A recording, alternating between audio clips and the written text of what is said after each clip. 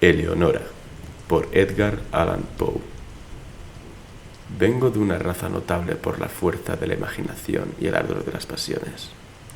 Los hombres me han llamado loco, pero todavía no se ha resuelto la cuestión de si la locura es o no la forma más elevada de la inteligencia. Si mucho de lo glorioso, si todo lo profundo, no surgen de una enfermedad del pensamiento, de estados de ánimo exaltados a expensas del intelecto general.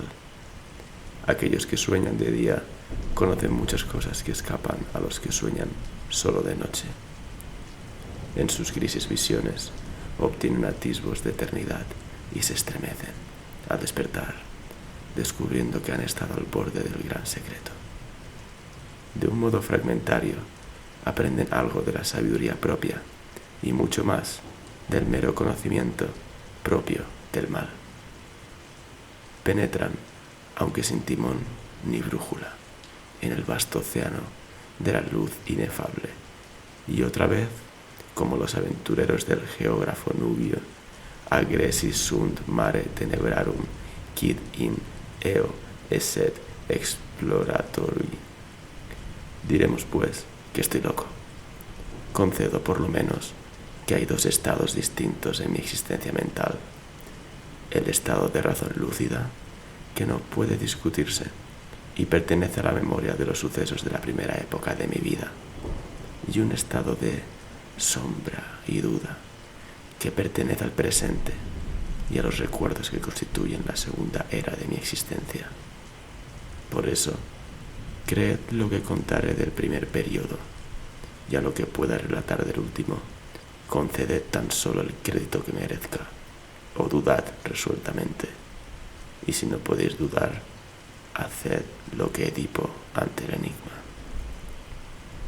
La amada de mi juventud, de quien recibo ahora, con calma, claramente, estos recuerdos, era la única hija de la hermana de mi madre, que había muerto hacía largo tiempo. Mi prima se llamaba Eleonora. Siempre habíamos vivido juntos bajo un sol tropical, en el valle de la hierba irisada. Nadie llegó jamás sin guía a aquel valle, pues quedaba muy apartado entre una cadena de gigantescas colinas que lo rodeaban con sus promontorios, impidiendo que entrara la luz en sus más bellos escondrijos. No había sendero hollado en su vecindad, y para llegar a nuestra feliz morada era preciso apartar con fuerza el follaje de miles de árboles forestales y pisotear el esplendor de millones de flores fragantes. Así era como vivíamos solos, sin saber nada del mundo fuera del valle, yo, mi prima y su madre. Desde las confusas regiones más allá de las montañas, en el extremo más alto de nuestro circundado dominio, se deslizaba un estrecho y profundo río, y no había nada más brillante, salvo los ojos de Eleonora, y serpeando furtivo en su sinuosa carrera pasaba, al fin, a través de una sombría garganta, entre colinas aún más oscuras que aquellas de donde saliera. Lo llamábamos el río del silencio, porque parecía haber una influencia enmudecedora en su corriente. No brotaba ningún murmullo de su lecho, y se deslizaba tan suavemente que los aljofarados guijarros que nos encantaba contemplar en lo hondo de su seno no se movían en quieto contentamiento, cada uno en su antigua posición, brillando gloriosamente para siempre.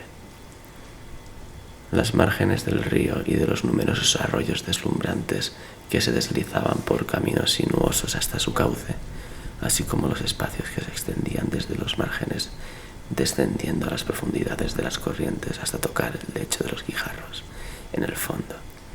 Esos lugares, no menos que la superficie entera del valle, desde el río hasta las montañas que lo circundaban, estaban todos alfombrados por una hierba suave y verde, espesa, corta, perfectamente uniforme y perfumada de vainilla, pero tan salpicada de amarillos ranúnculos, margaritas blancas, purpúreas violetas y asfódelos rojo rubí, que su excesiva belleza hablaba a nuestros corazones con altas voces del amor y la gloria de Dios. Y aquí y allá, en bosquecillos entre la hierba, como selvas de sueño, brotaban fantásticos árboles cuyos altos y esbeltos troncos no eran rectos, mas se inclinaban graciosamente hacia la luz que asomaba a mediodía en el centro del valle. Las manchas de sus cortezas alternaban el vívido esplendor del ébano y la plata, y no había nada más suave, salvo las mejillas de Leonora, de modo que, de no ser por el verde vivo de las enormes hojas que se desramaban desde sus cimas en largas líneas trémulas, retozando con los céfiros, podría verse los creídos gigantescas serpientes de Siria rindiendo homenaje a su soberano, el sol. Tomados de la mano durante 15 años, erramos Eleonora y yo por ese valle antes de que el amor entrara en nuestros corazones. Ocurrió una tarde, al terminar el tercer lustro de su vida y el cuarto de la mía, abrazados junto a los árboles serpentinos mirando nuestras imágenes en las aguas del río del silencio. No dijimos una palabra durante el resto de aquel dulce día, y aún al siguiente nuestras palabras fueron temblorosas, escasas. Habíamos arrancado al dios Eros en aquellas ondas, y ahora sentíamos que había extendido dentro de nosotros las ígneas almas de nuestros antepasados. Las pasiones que durante siglos habían distinguido a nuestra raza llegaron en tropel con las fantasías por las cuales también era famosa, y juntos respiramos una dicha delirante en el valle de la hierba irisada. Un cambio sobrevino en todas las cosas.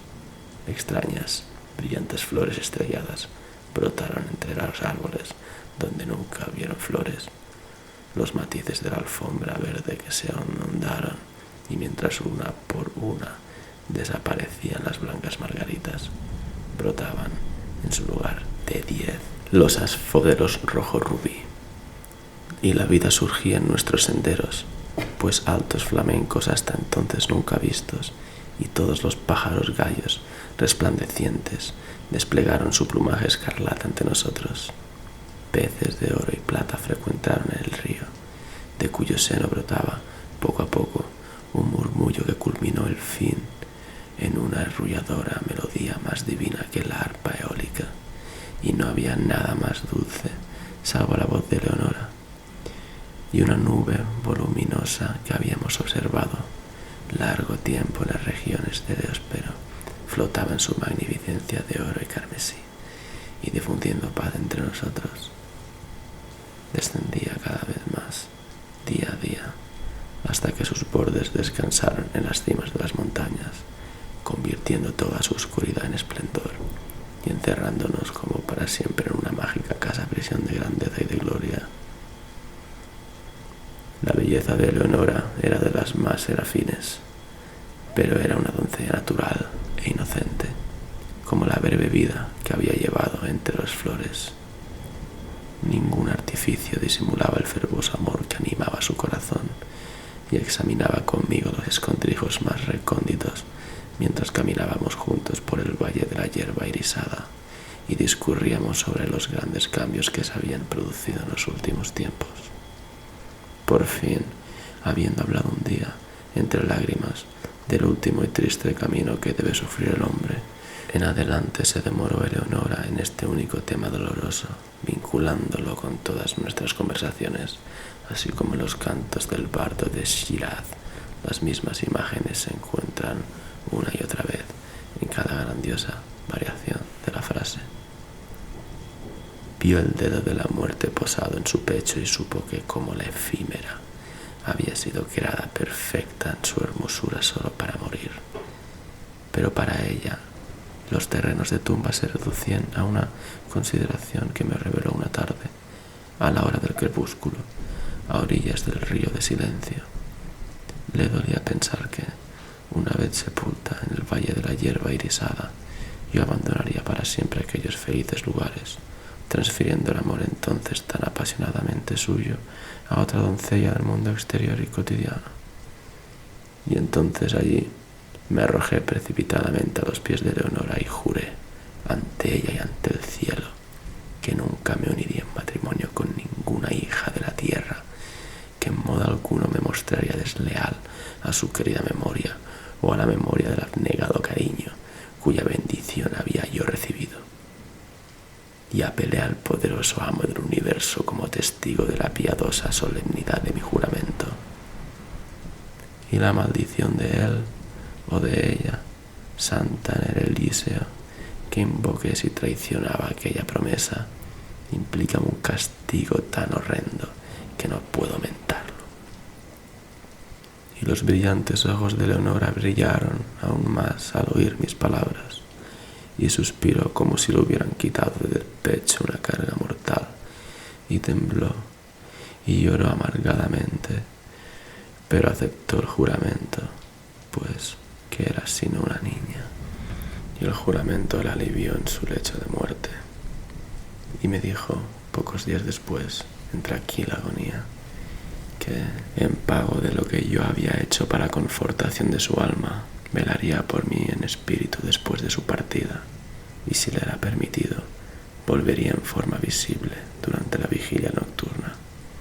Pero si ello estaba fuera del poder de las almas en el paraíso, por lo menos me daría frecuentes indicios de su presencia, suspirando sobre mí en los vientos vesperales, o colmado el aire en que yo respirara con el perfume de los incensarios angélicos.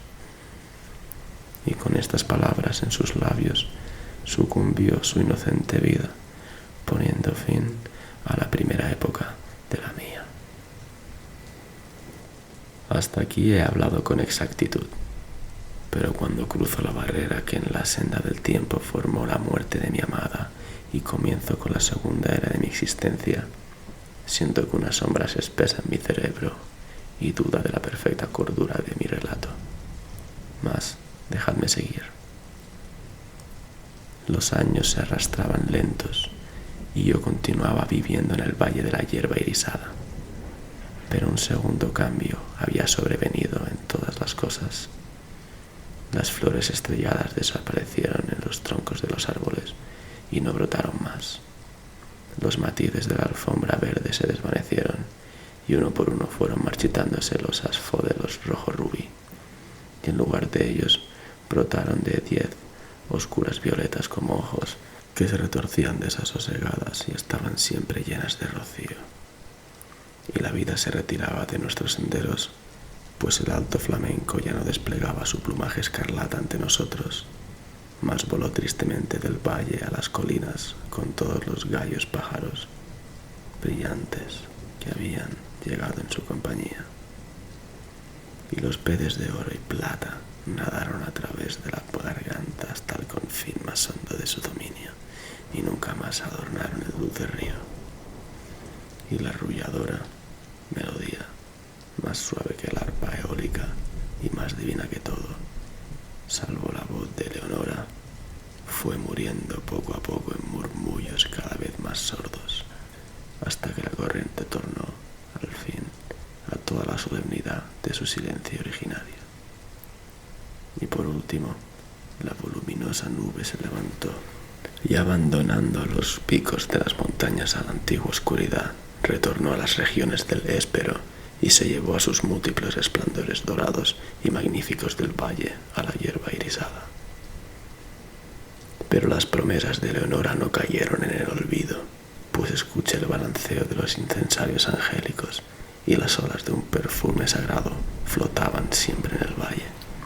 Y en las horas solitarias, cuando mi corazón latía pesadamente, los vientos que bañaban mi frente me llegaban cargados de suaves suspiros, y murmullos confusos llenaban a menudo el aire nocturno.